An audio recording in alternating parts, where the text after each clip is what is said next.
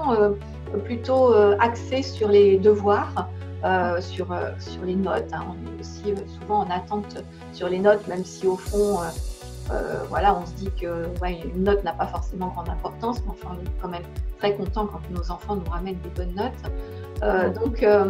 Donc voilà, c'est aussi les aider dans leur approche. Et donc, je laisse Sarah se présenter d'abord.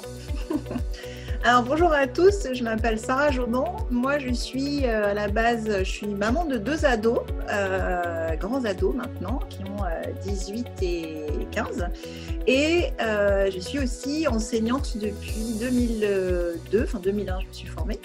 Et en fait j'ai eu beaucoup de moments où j'avais mes élèves, mes anciens élèves, mes enfants, qui étaient confrontés, qui ne se sentaient pas à leur place dans le système scolaire, qui n'arrivaient pas à valoriser leur super intelligence, leur super curiosité, leur super pouvoir, et qui pouvaient s'ennuyer beaucoup, qui pouvaient ne pas comprendre comment ça fonctionnait, ne pas voir l'intérêt aussi. Donc je ne sais pas si vous êtes dans ce cas-là, vous avez un enfant qui traîne des pieds pour y aller, qui ne comprend pas, qui n'aime pas certains profs, qui fait ce qu'il peut, mais ça se voit qu'il s'ennuie, ça se voit que s'il pouvait être ailleurs, voilà. Donc les profs après peuvent le prendre un peu en grippe, ou en tout cas voilà, avoir des remarques du genre il est intelligent, il devrait avoir des meilleurs résultats et ce genre de choses.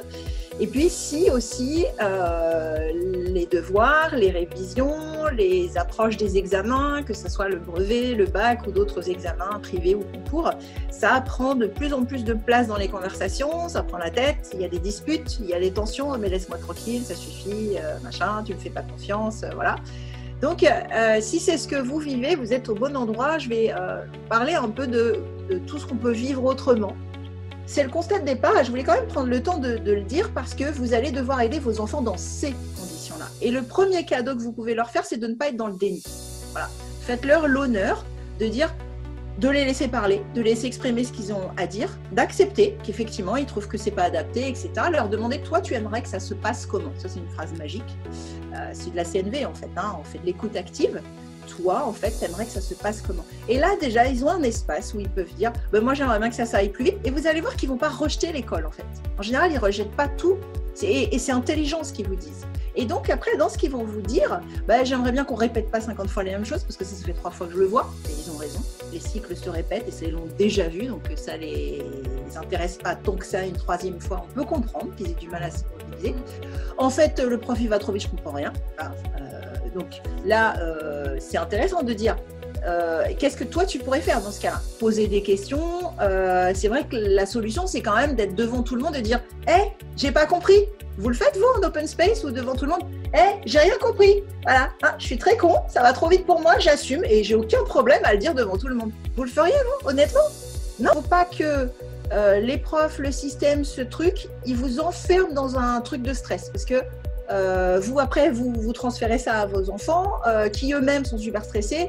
Vous savez bien qu'on ne réussit pas ces examens quand on est trop stressé. On n'a plus accès à nos fonctions supérieures du cerveau. Ça ne marche plus, ça bloque. On a le cerveau blanc. Donc, il va falloir vraiment être à long terme. Je vais vous en parler concrètement des 5 choses sur lesquelles vous allez pouvoir appuyer. Je vous propose en tout cas, si vous êtes ici, c'est que vous êtes curieux d'aider votre enfant, d'apporter le meilleur, d'être un peu son petit coach particulier. Et pour ça, il va falloir aussi prendre soin de vous et savoir où vous allez. Donc, c'est ce que je vais vous dire maintenant, où aller et comment vous y prendre. Ok? La première chose, c'est ce que je vous disais un petit peu au début, c'est d'essayer de voir les choses à long terme. D'accord? C'est-à-dire que oui, une année du brevet, une année du bac, une année d'un concours, d'un examen, oui, on veut que notre enfant il ait le concours, il ait l'examen. Ok, d'accord. Mais est-ce que aussi à long terme, on ne veut pas autre chose? On veut aussi, et ça aide à prendre un pas de côté, arrêter de stresser aussi et être plus productif. C'est très difficile à faire quand c'est nos enfants et quand on est sur le coup. Mais bon, on met une petite graine et puis vous ferez ce que vous pourrez aimer. La première chose, c'est de regarder les choses à long terme. Qu'est-ce qu'il apprend dans la façon dont il prépare? C'est-à-dire lui dire, tu vois, par exemple, ça c'est le premier examen que tu prépares. Ou le deuxième, c'est le bac. Et tu vois, tu en auras plusieurs à des moments dans la vie. Quand tu seras dans l'âge adulte, tu devras passer des entretiens, par exemple, des entretiens d'évaluation ou un entretien pour décrocher un job, ou alors, quelle que soit la formule, et puis ouvrez-lui les possibles, que tu travailles dans une association, que tu aies ta propre boîte, que tu travailles pour à l'étranger ou ailleurs. Il y a toujours des moments où on doit convaincre, où on doit présenter ce qu'on fait. Donc, toutes ces choses que tu es en train de préparer, ça ne va pas te servir juste pour cet examen. Ça va te servir vraiment pour toute ta vie.